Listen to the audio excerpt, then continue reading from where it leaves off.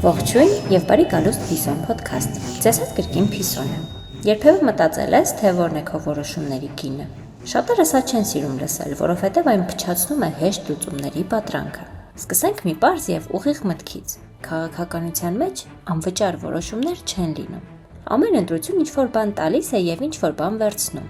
Սա է trade-off-ը։ Բայց ընտրություններից առաջ հաճախ ցույց է տրվում միայն շահը։ Կավելանա, կբարելավի, կլուծվի, իսկ հարցը ինչի հաշվի, մնում է ստվերում։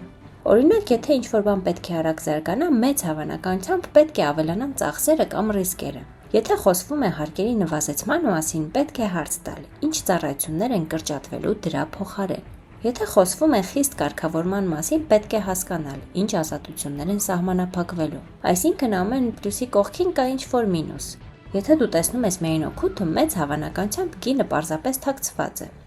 Մեկ այլ կարևոր բան. մարդիկ հակված են ընտրել այն տարբերակը, որը ավելի քիչ ցավոտ է հիմա, նույնիսկ եթե դա ավելի թանկ է լինելու հետո։ Սա կարճաժամկետ մտածողություն է։ Քաղաքական որոշումները հաճախ խաղում են հենց դրա վրա՝ տալ արագ օգուտ, հետաձգել գինը։ Բայց գինը չի անհետանում, այն պարզապես գալիս է ավելի ուշ։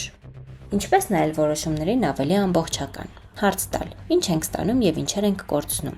Նայել ոչ միայն ինչ կլինի, այլ նաեւ ինչի հաշվին։ Հասկանալուն վրա է ընկնում այդ գինը։ Եթե որոշումը քեզ ոչինչ չի արժենում, մեծ հավանականությամբ այն վճարում է մեկ ուրիշը։ Եվ հիշիր, ընտրությունը այն պահն է, երբ դու ընտրում ես ոչ միայն արդյունքը, այլ նաեւ այն գինը, որը պատրաստ ես վճարել դրա համար։